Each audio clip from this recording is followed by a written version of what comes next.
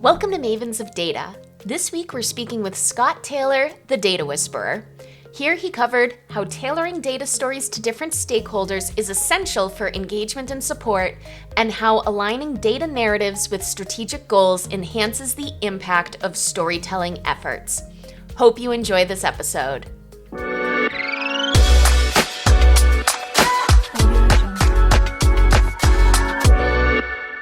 Scott, so happy to have you here. For those who don't know you, can you give us a little bit about your background? Hi, Kristen. Always fabulous to be seeing you, no matter where we are in the world. Scott Taylor, the Data Whisperer.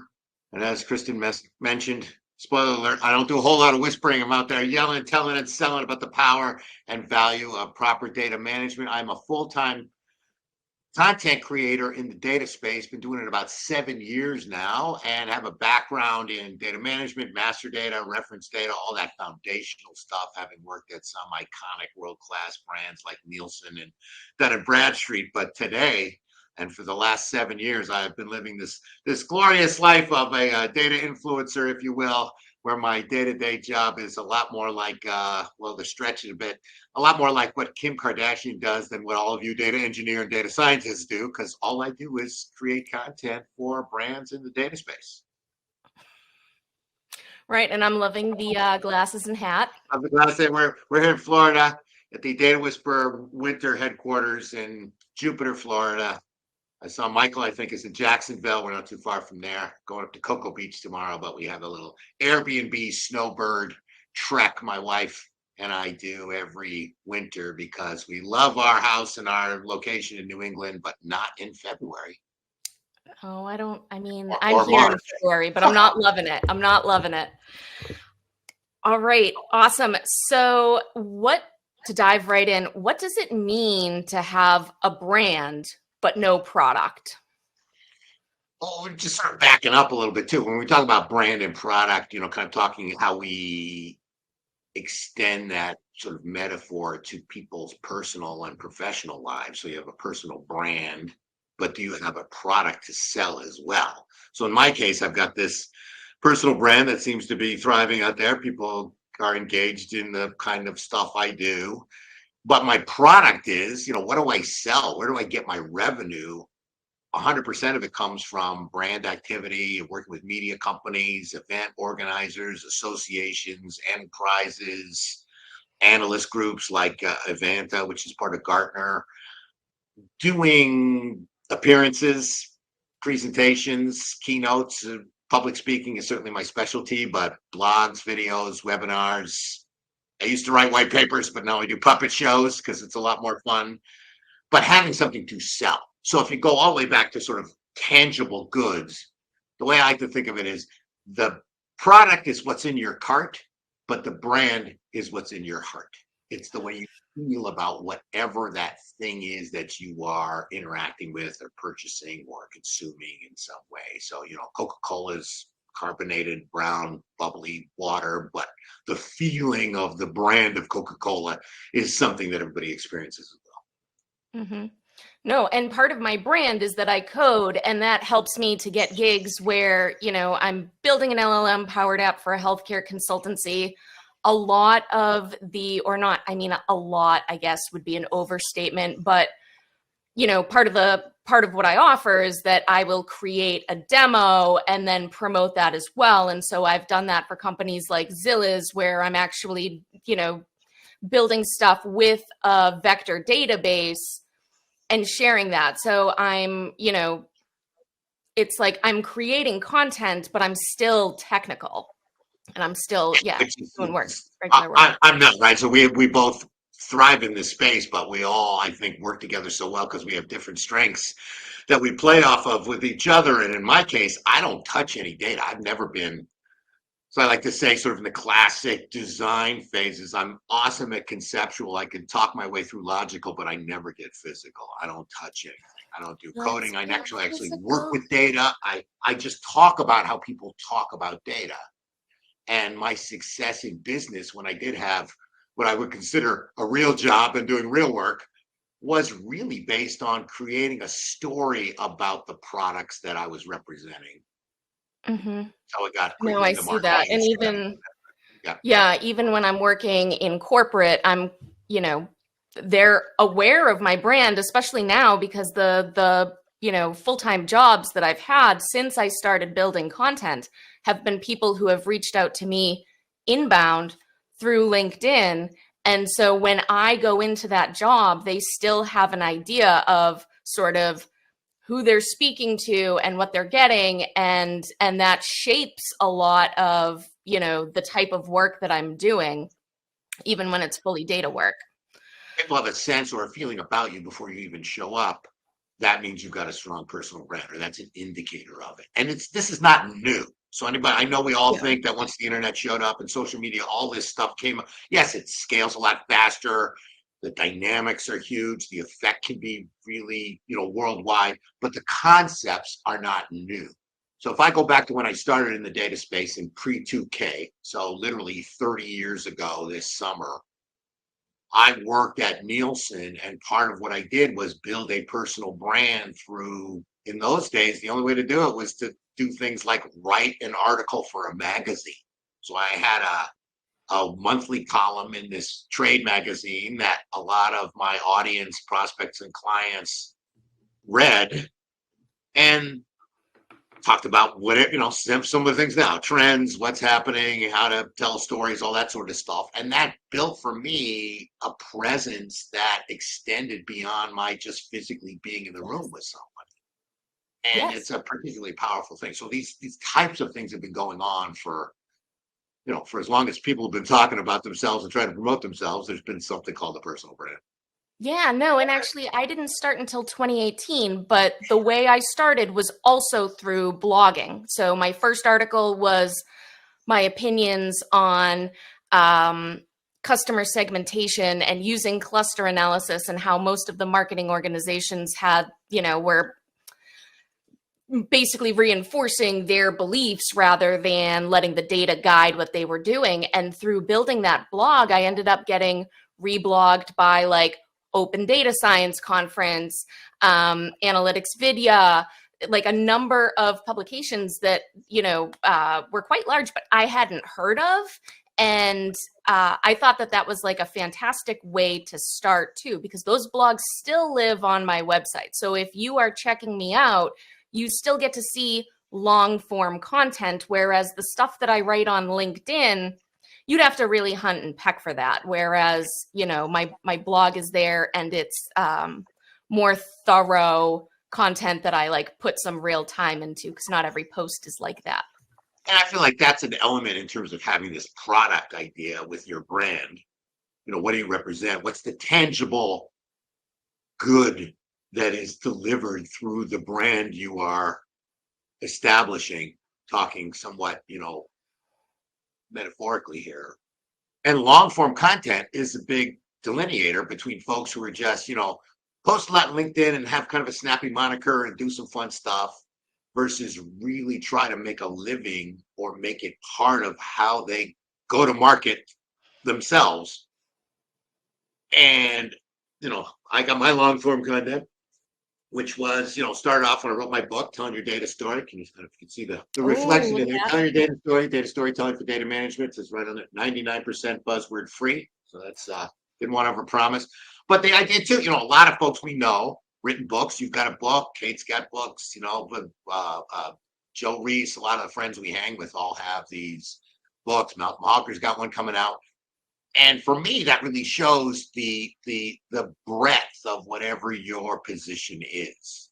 So it's one thing to write a couple 100-word blog or a pithy post on LinkedIn. That's all great as a start. But can you do 30,000 words? Can you do a book? Can you do something that will have a lot more gravitas and expand your idea, proving that the thoughts you have that kind of depth? I think that's critical in terms of trying to stand out and being, certainly for what I'm trying to do, being paid for this kind of work. yeah. And so how did you first think about that when you were trying to take your brand and then figure out what your product was? Sort of what was the thought process there, and how did you go about that? one element was just focusing what I feel like I'm the best at and what is the most fun. So the liberating part of doing this as a content creator, influencer, whatever, however you want to classify me these days, is one element that seems to be part of the success of the folks that I hang with too is, okay, what's the fun stuff? How do we really show that whatever we're doing is fun, even though it's interesting and even though it's, critical to the data space? You still got to have this kind of energy and esprit about it that shows, okay, these people really love this stuff. So for me, one of those top things was public speaking. So I consider that my strongest suit. I tell people I have a fear of not public speaking. I love it. I had a lot of dramatic arts training in college, which I feel is almost an unfair advantage in my career, having presented at all kinds of conferences even before I was doing this full time, because I have a sense of stage presence, timing, rhythm. I know the rehearsal discipline. I work very long and hard and continue on the craft part of it. And making that seem like you don't do any of that work at all is proving, the expertise you might have on stage. But I just love it. So I'm never one to start off with a session with I know I'm the last thing between you and drinks. I want to be there. I want to excite people. I want to change the mood of the room. And I knew I had that talent in me. And so that for me was a strong suit to be able to do that. But I had to bolster it. One thing to reinforce that was doing the book. So I knew I had, if I wanted to get serious and kind of upgrade my position in the public speaking world in the data space, that a book was mandatory. And so I had to sit down and, okay, what book am I going to write? The first couple ideas I gave to my publisher, he didn't think we're that good because he'd already had 20 books on those ideas. But then I struck on this concept of data storytelling for data management, which in essence is, how do you pitch this stuff to senior executives and put together a business accessible narrative so people will fund and support and be engaged in the work you are doing with data, which I think everybody listening out there wants that from their business side, wants that from their partners or their management. They want funding, they want engagement, they want support, they want the data work that they do to be recognized, to having value. So how do you put that? That comes a lot through putting a good story together to convey that message and the benefits of what you have to offer. And so that was natural for my talents to be able to put that kind of book together. And then I tried to be as creative as possible. And again, it's super fun. I love doing videos. I try to be humorous and entertaining and inspiring. I try to keep it sort of light and engaging. I never get technical. I don't talk about trends. I talk about how the things I recognize in the data space affect any possible trend going on. That's my parlor trick. Whatever's out now, whatever's new, why does data management have a role in it? And then try to expand that again creatively. There's a lot of folks doing this, a lot more doing this now than were 7 years ago. So not that it's a highly competitive space, but you got to try and continue to stand out. Mm. And the thing you mentioned with the book too, I don't know if this was your experience, but so I wrote a book with Kate and we self-published. And at that time, I think Pact had been reaching out to me already, typically for topics that actually weren't quite in my wheelhouse. And then Wiley reached out. But so my point is that also too, like having the brand is what brings the publishers. And now I'm writing a children's book as well. And that connection was made through Jordan, who I saw write a children's book. And so it's both inbound publishers coming to you asking if you'd like to write a book, but it's also the network that you make and seeing your friends write a book and saying, hey, I didn't know anyone else that was writing children's books. Can you make me an intro for that? And so now I'm writing a children's book. And so I think that's like an important point too, that all of these things really work together. And on your point about, doing speaking, it was like, I had to sit down and think about, what am I comfortable doing and what is going to be the return on each of these different types of activities that I could do, right? Because I can create courses. And if I'm going to create courses, there's a ton of different platforms I could create for. They all have a different amount that you're going to get back. Or I even had courses that I self-hosted on my site that did pretty well, but I actually found that I wasn't comfortable promoting those. And then I found that like I just really enjoy doing influencer work, even though that's like a dirty term. My absolute favorite thing in the world is to get paid to go to conferences and not have to speak. That Class, one's yeah, my I favorite. do that too. It's not a bad gig. Yes. Yes. I love the speaking part. So for me, I want to have that, but I've done the same thing as you. Sometimes it doesn't work or they've got it, the agenda's all, but can you go and help make that, how do you help make that experience better for the people who are there? I really feel like that's one of my roles at these conferences I go to, whether I speak or not. And so, taking selfies with people, being really visible, going to, one of Kate's tricks that she taught me, she always sits way up front. And you want to do that. You want to be on, you want to be accessible, you want to be, and we both have this experience. And it's not like we're bragging here, but it's something that's really part of the wonderfulness of the day-to-day aspect of what we do. You get recognized, if people talk to you in the elevator or they come up to you and talk about something that really influenced them that you did or that affected them in some way.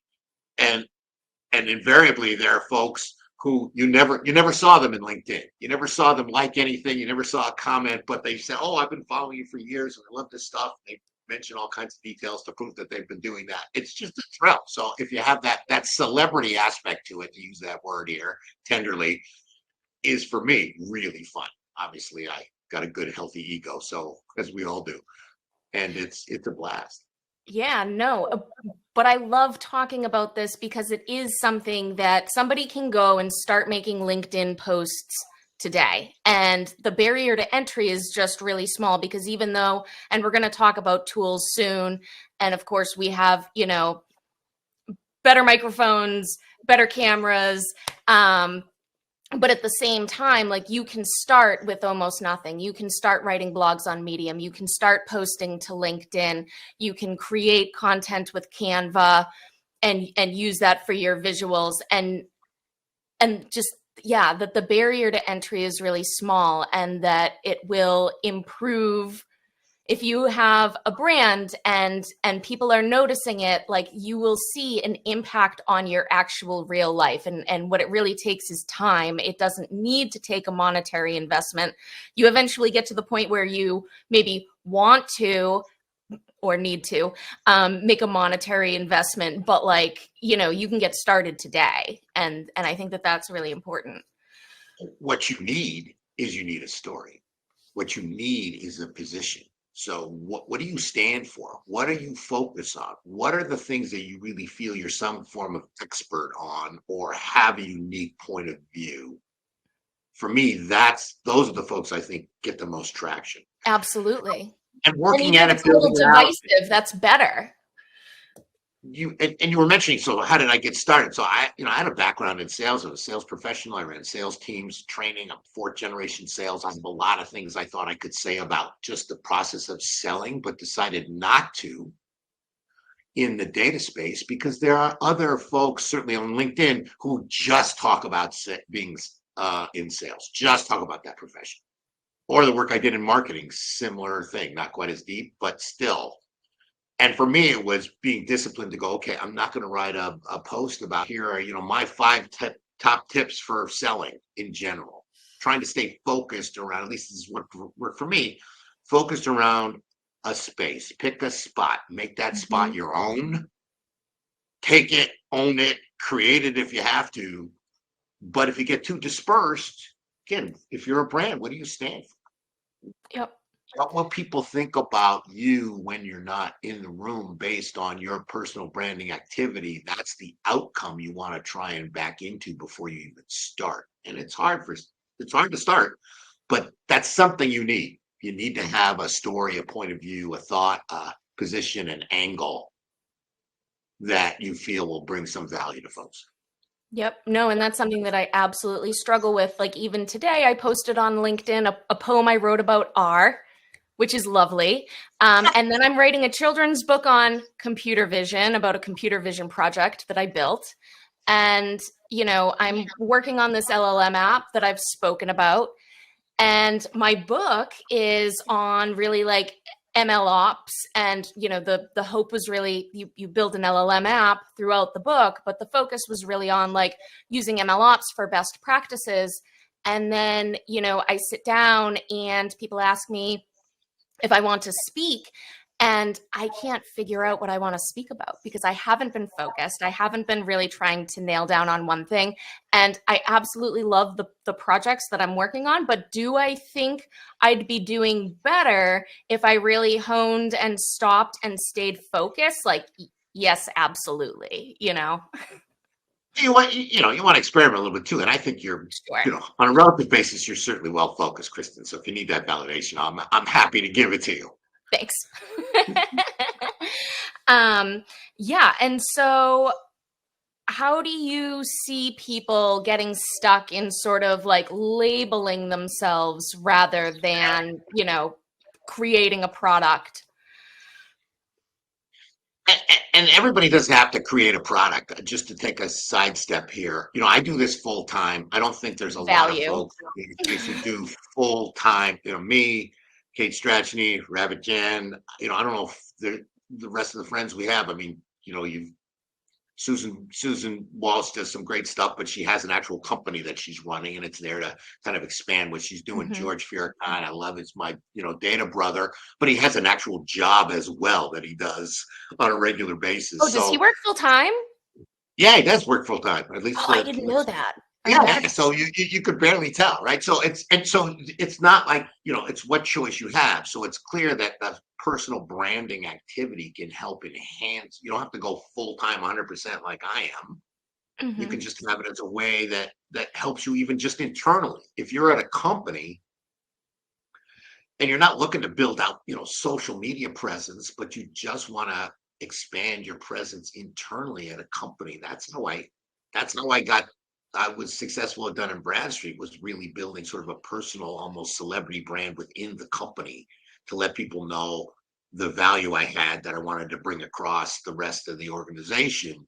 And the usual hierarchical, parochial, bureaucratic ways of doing that were holding me back. So I kind of leapt through a lot of levels, not organizationally. It was not about getting promoted. It was about getting the story that I had distributed across the widest possible area. And part of that was through just this internal personal branding that I did.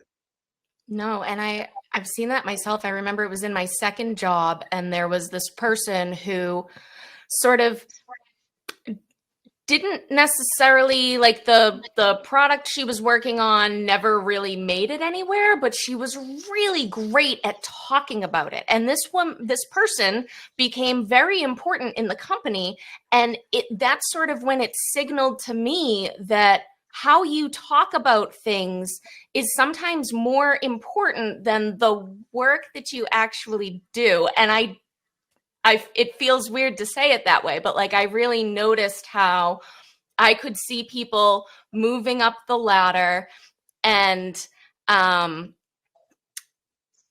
it had a lot to do with how they were positioning themselves and what they were saying, and not necessarily their boots on the ground. It's a balance, but if you can tell a storytelling, as we mentioned, is a superpower. Mm-hmm. And it can break through all kinds of process walls and bureaucratic ways of doing things. If you can capture somebody's attention, I mean, let me tell you, it can work magic. It can get somebody to go from "I have no idea what you're talking about" to "How do we live without this?" Yeah. And that can come from a very short interaction with somebody in a very casual way, because you have a story. And story is it's thrilling that the concept of storytelling is so huge now, and has really been something a lot of folks focus on. I joke about how I've been in storytelling since it was 2 words. I go way back, so it's a nice validation that the things that I worked on and trained with and focused on are the kinds of things that people are looking for today. And I just stay really focused on that, because my grandmother used to say, talk about something, you should say, well, you can die with your secret. We don't want to do that corporately. Again, metaphorically, you've got to be able to communicate the value of what you have. And everybody in the data business, most people in the data business come from a technical perspective and have the challenge communicating that value in a business accessible way to people who I often say don't care how you're going to do it, they care why it's important. Yep.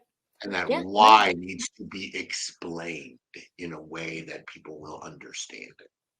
No, I've mentioned this before that I learned how to present in meetings with stakeholders mostly by pain. It's like, I'd present p-values and completely derail a meeting, coefficients, correlation, and just over time I learned, or I'd say things to try and sound smart, and then I'd lose people, and then later realize that, maybe they did think I was smart, but like I didn't actually achieve the purpose that I had set out to achieve, and it took a whole lot of time really thinking about, how do I explain this in a non-technical way? What are the visuals that I actually need to include that support what it is that I'm trying to do here without derailing. Like I learned that it is very easy to derail a meeting. And if people are derailed, it's very difficult to get buy-in. And, one person in the back of the room who's kind of, snarling at something will happily run things off the track. And then you've got to collect everybody back again. That's why the acting training was so invaluable to me. Because when you have a script and you're doing a play, you literally have to go and you've got a monologue. You've got to say that like you're coming up with it right there. And you have to understand the meaning behind the intentions behind those words.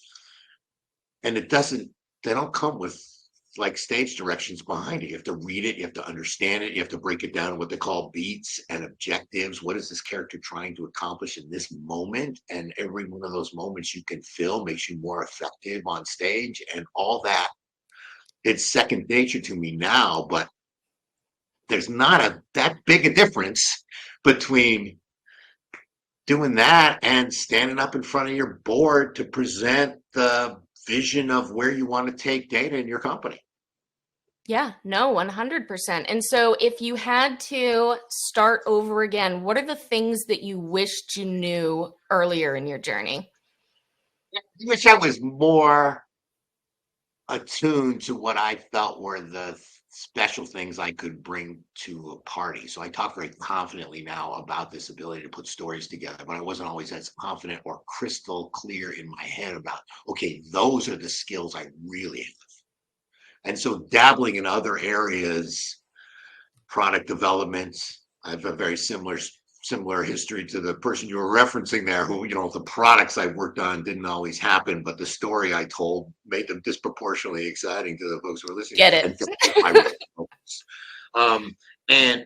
And I would run into a lot of, one thing to watch out for in terms of being a storyteller by nature is if you I always ran into marketing people who were troubled by the fact that I could put the story together because I wasn't in marketing per se at some of these companies. And so they're in charge of the story. And if I said I was in charge of the story, they would, conflict with me.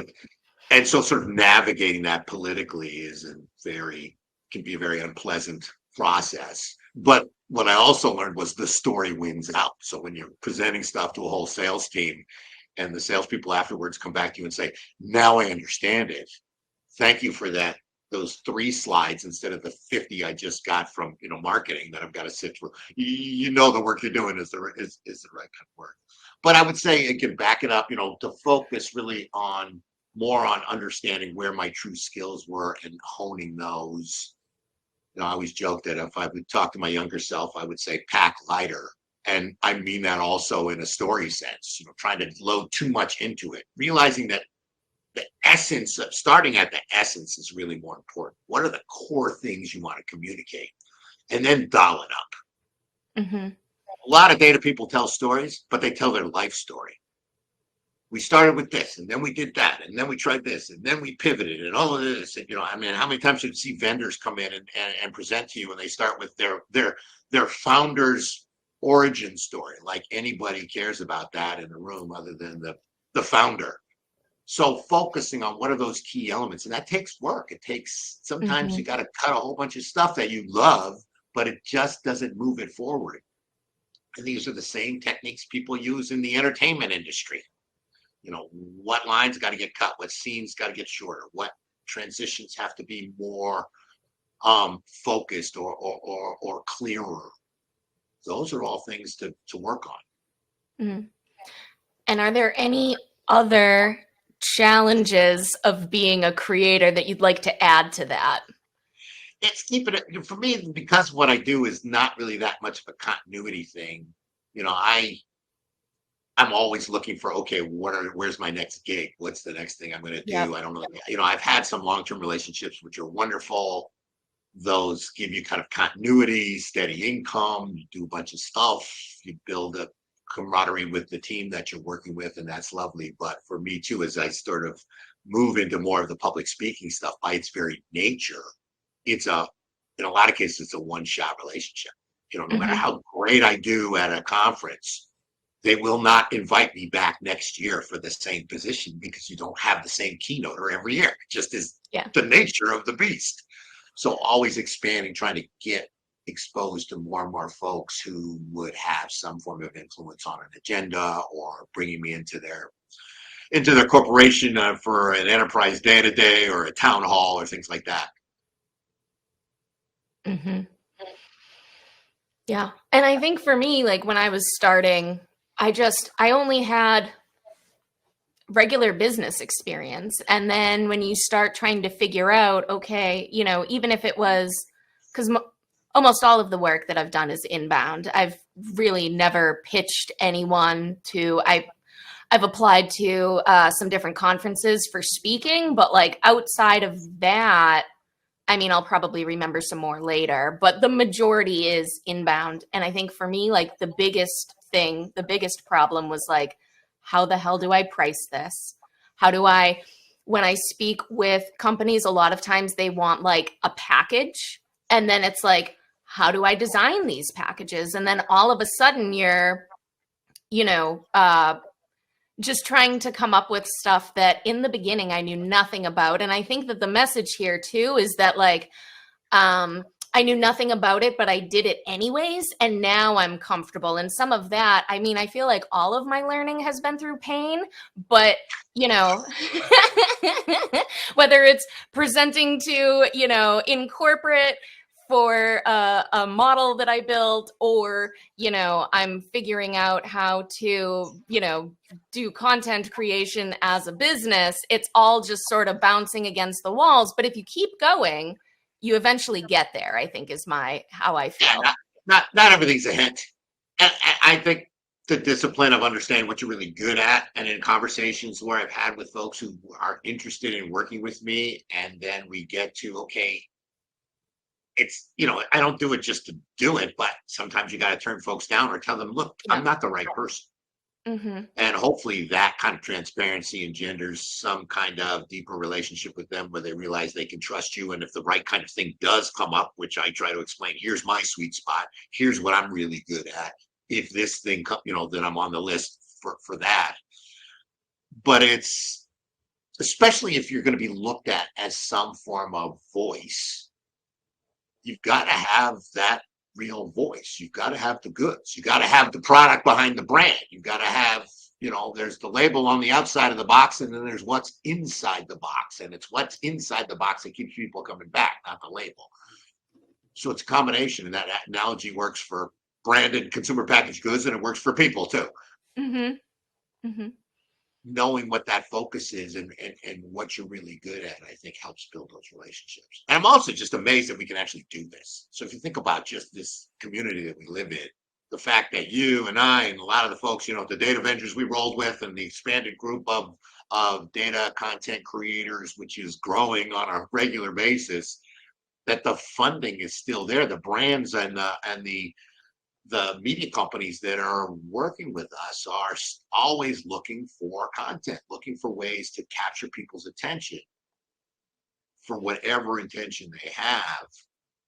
And yet there are so many other things out there to spend their money on, which they still do. There's straight advertising, there's promotion, there's the big, conferences like a Gartner, there's their own content they might create with agencies. There's a whole bunch of media companies that focus on the data and technology space. There's lots and lots of alternatives. And it's just wonderful that even just independent operators like myself can just still thrive in space. Yeah, no, I'm happy to be an independent operator like Yes. myself as well.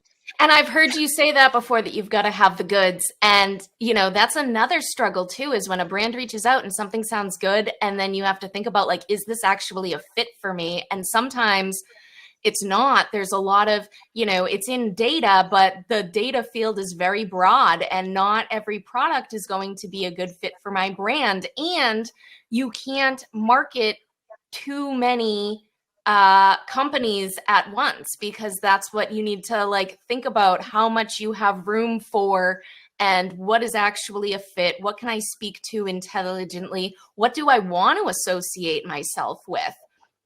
And so, yeah, no, it is a big, there's lots of questions. People take action on whatever I'm sharing with them. Yep. Because that's what the brand wants. They want a download, they want a webinar sign up, they want a white paper reading, they want some kind of action. It's not just pure image advertising. They're looking for some form of cause and effect, some form of payout. And yeah, no, and my audience might not, it might be that it's something I could speak about, but it might not be a fit for my audience either, because I have to understand who's in there and what they might be looking for or interested in. Because if I post something and the post doesn't do well, then I'm probably not going to, leave the best impression on them. Awesome. And so before we head into Q&A, I think we had mentioned that we were going to talk about the tools that we use. So I would love to, and then we got to head over to Q&A. So sure. So I'm not too fancy. I don't run, like Kate does, sort of a media company.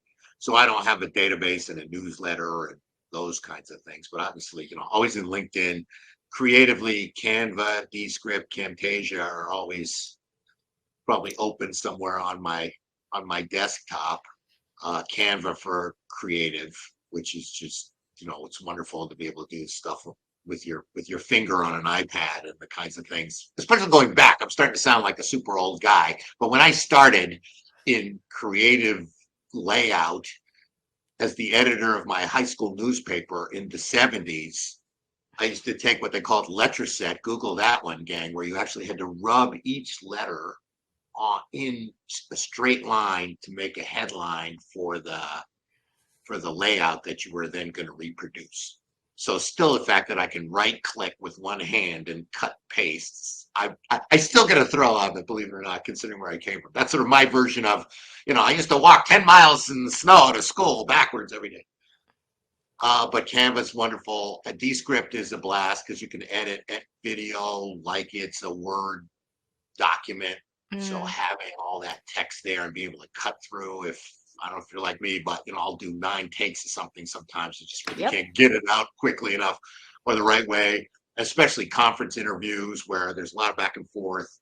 That's great. And when I started doing video editing, I started with Camtasia. So that was if I started with Adobe, I'd probably still be on Adobe, but I'm not a pro. I think I'm a good hobbyist, and when I need a really professional look, I've got some resources I go to polish some stuff up. Whether it's working with Neat 5, which we've all done as a true professional team of 8 people, 10 people on a crew, or there's another person I work with to polish up some of my puppet videos because I can spend all day knocking out the green screen, and she knows how to do it in an afternoon. And, turn that stuff around. But it depends on what you're really trying to accomplish. Yep. I'm actually also a Camtasia person, but if I need to put text on a video, I use CapCut. I don't remember what I'm using for what's it called? When the words go up the screen. What's that called? I'm like, the word's not coming to me. Captions? What? Subtitles? No, when the credits, and the words come up on the screen. that you're like, that you put behind your ring light and then you're able to read the words while you create your video. Somebody in the Oh, audience is going to get it. yeah. No, I'm forgetting Teleprompter. the name. Yes, Teleprompter. Yeah. that's Oh, it. yeah. I have That's those. it. I Yeah, I use have another that. app as a teleprompter. I, of Yeah. course, have a ring light. I have a Sony A6000 camera. I've got my Oh, yeah. Just Rode physical hardware. microphone. I got this Yeti that I'm traveling with, but I have a Mhm. Shure at home. It's probably similar to yours, not quite as fancy. And basic stuff like that. Production values are a way to set yourself apart for Yeah. sure. I've also But the got production the values don't little matter if your Rode story stuff. go-tos Okay. for. Yeah. Make sure you've got the content. Make sure there's a reason to be watching that. And being flexible across. Well, for me, what's fun is the creative range. Is just being able Yep. to, okay, pop something together, or especially in the case of the data puppets, working, hours to get a certain moment right, just because it's a thrill to get that. I'm addicted to good timing, so getting that little moment right in the interchange between two puppets I is really love your fun. data puppet videos. Yeah, you'll be on. You're in season 2. I've got a part for you. I haven't shot it yet. So in season 1, actually, there is a Nice. role I've got for you. We can talk later about that, but I haven't finished shooting all of it. I've got a couple episodes that are I hope still I'm something to weird. be edited. Yes, we'll find something. All right, awesome. And so now we are going to head over into Q&A. So this is Jeff, and he is asking, what are some good resources to use to learn data storytelling? Learn data storytelling. Well, obviously, I would start with my book, which is Tell Your Data Story, Data Storytelling for Data Management, 47% off on Amazon. That's a good one. But and thinking about what type of data storytelling you're thinking about. So my data storytelling is a strategic data story about why managing and leveraging data in your organization is of strategic importance. It's a story you put together to talk to your head of marketing and head of sales and your CEO to help get investment, support, engagement, and so on. The other data storytelling, which was really the one that was established first, I wish it would be called analytics storytelling, because that's what it really is: how to take an insight or some kind of metric, put it in a narrative to drive some form of business action. Brent Dykes has got some great stuff. Uh, um, who else? There's a lot. Just Google data storytelling. Everything else will come up. Other than me, the rest of these experts are escaping me at the moment here. Sorry, but there's a lot of great books out there about data storytelling. But I would start, if you're not good at putting stories together, look for that kind of training. Whether it's masterclass, whether it's there's a couple of academies out there that have. I watched this great series that Pixar put together on just creating characters, and they've got like a 6-line story arc that they always use. I'm going to butcher it here, but it's along the lines of, okay, first there was this, and then this happened, and then that happened, and then you fill in the blanks. So just understanding story structure. Shakespeare, not to dive too deep, but has a classic 5-act story structure that everything should follow. So just learning before you get to the data part, the story element and what makes a story, what doesn't make a story, why are some good, what is that structure, beginning, middle, and end, getting your arms and your brain around that concept will be helpful, regardless of whether it has to do with data or not, because you can then apply those techniques to whatever topic you're trying to articulate.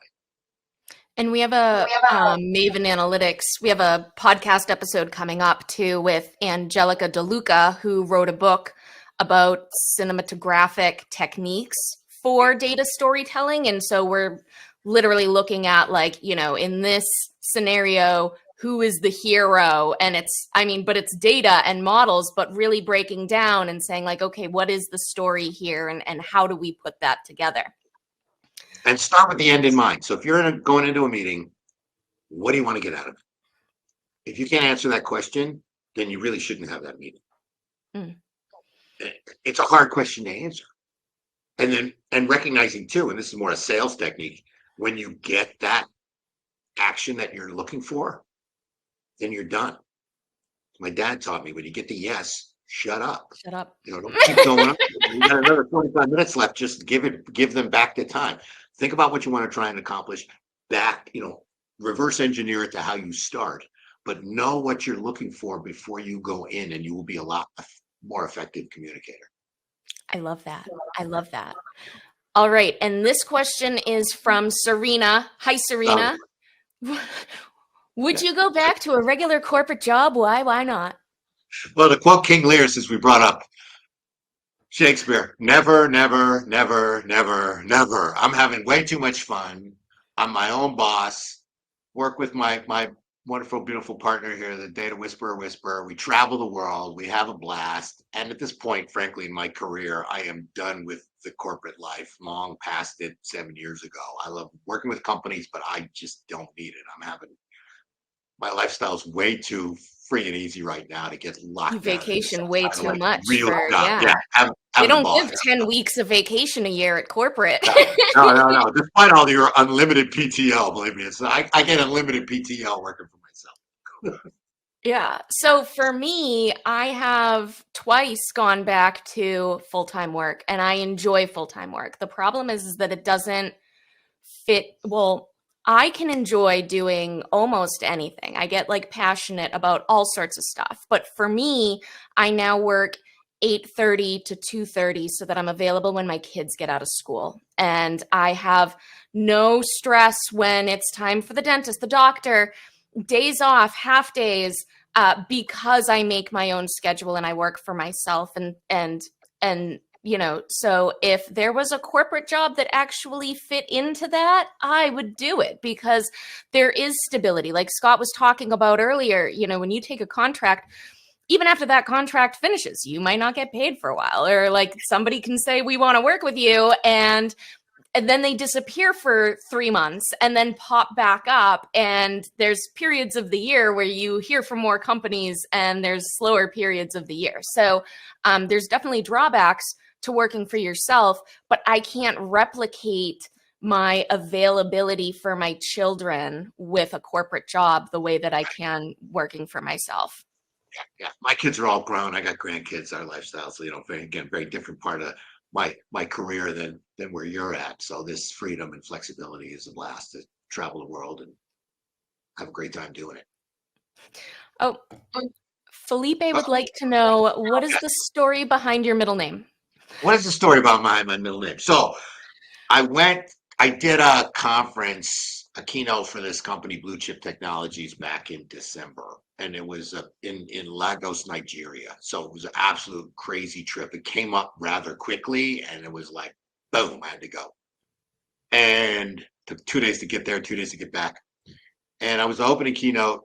There were 2,500, 3,500 people in the room. There were another 4,000 online. It was massive. It was one of the craziest experiences I ever had.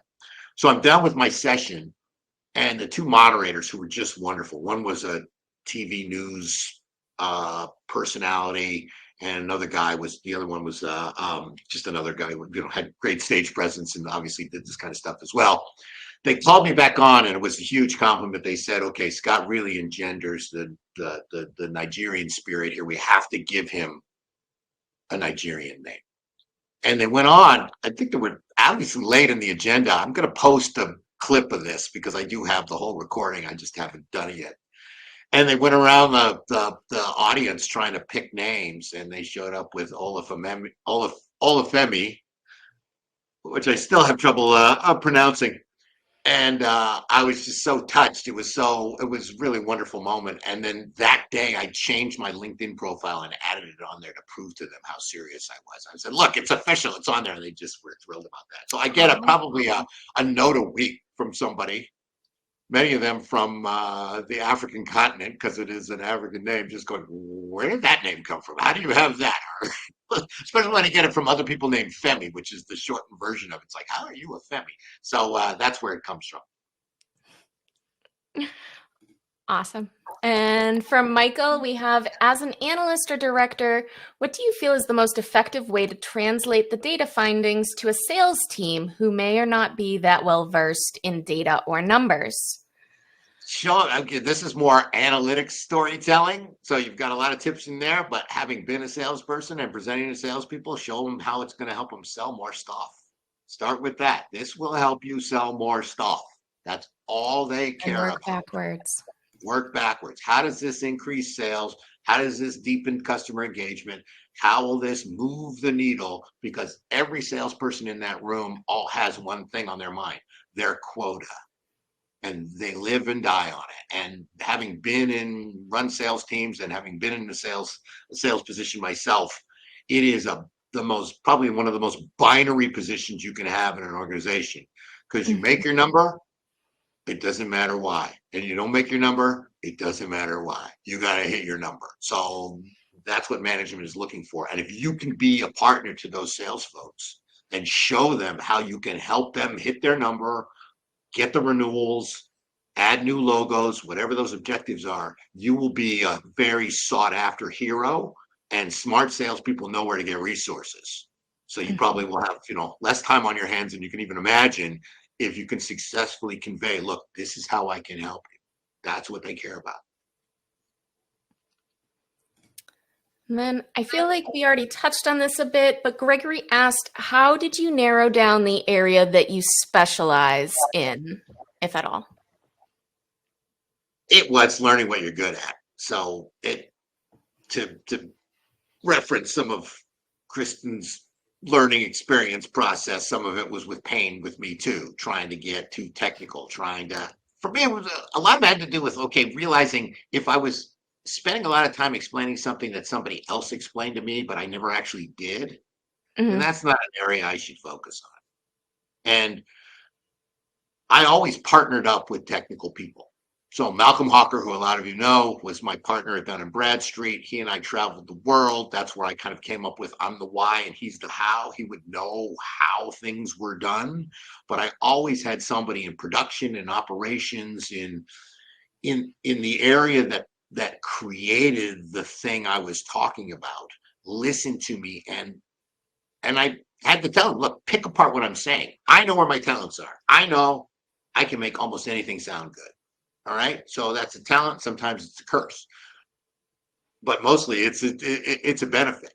And when I would create some new story or work with any of those folks who really knew how things were, knew how to get it done, I would say to them, look, you've got to tell me where I'm wrong. You've got to correct me. I don't feel like, oh, I can't correct you. Just because it sounds good doesn't mean it's right. So it's got to, sound cool, but be technically accurate. You want that Venn diagram where you're right in the middle. So for me, it was that, focusing on that, and then seeing the reaction I got. What really helped move the needle? What were people engaged with? Where were the things that I really felt, I had the experience and expertise in that I could focus on, and shedding stuff off. Again, this idea of packing light, which would have been the advice to my younger self, has to do with luggage, and it also has to do with ideas and focus and what you spend your time on.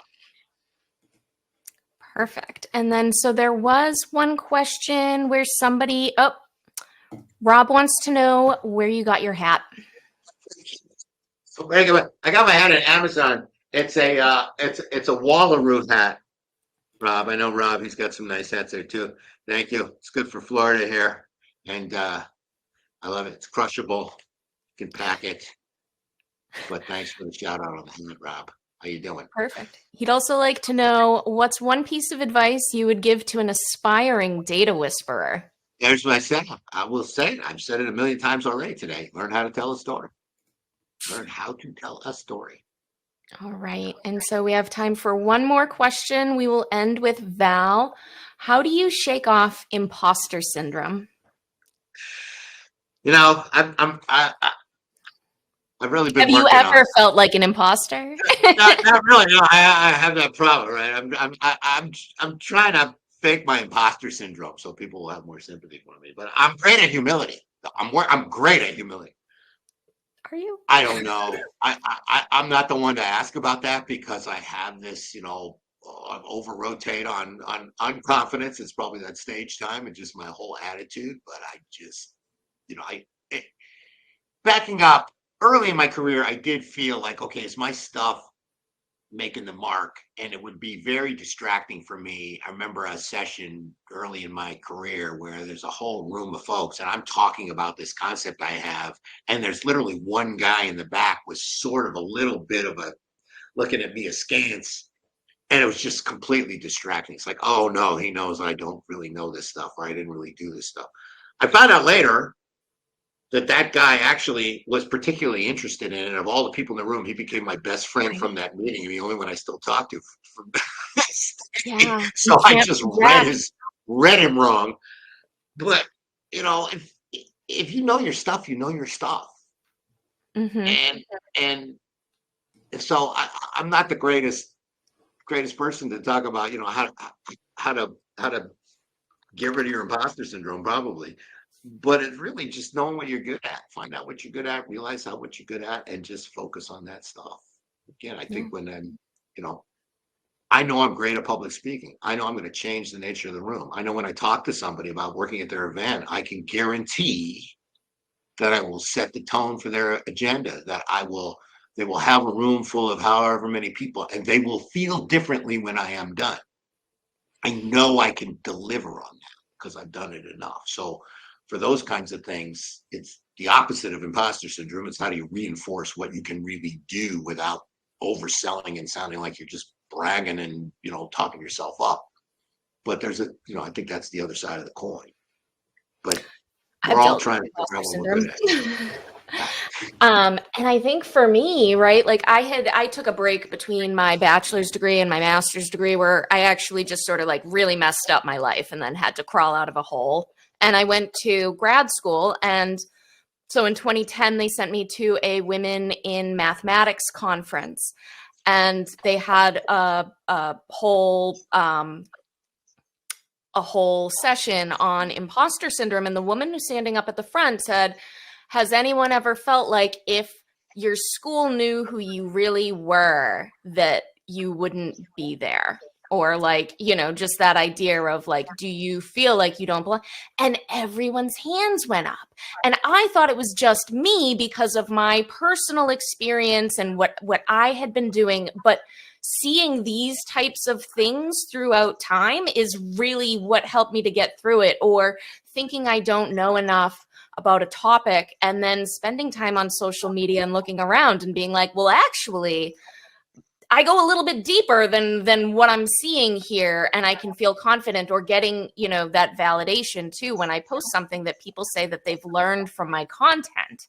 And so I think that it is something that like doesn't necessarily go away in one day, but hearing stories from other people and experiences about where they realized that they weren't the only ones dealing with that. And that takes away some of the power, because then it's not like real. It's not like the truth, right? It's something that we're dealing with on our own. But when you are able to look at what's going on around you and you realize that you do have expertise, you realize that you do belong in that university because they accepted you with your real credentials and decided to keep you and offer you a spot, then, over time you get to the place. And it's also, if you do the same job for a while and you just feel more comfortable in the beginning, right? There's so many things that we're not sure what the culture is. We're not sure how to interact with other people. We're not sure what the types of questions that we should be asking, and where we should just be making decisions on our own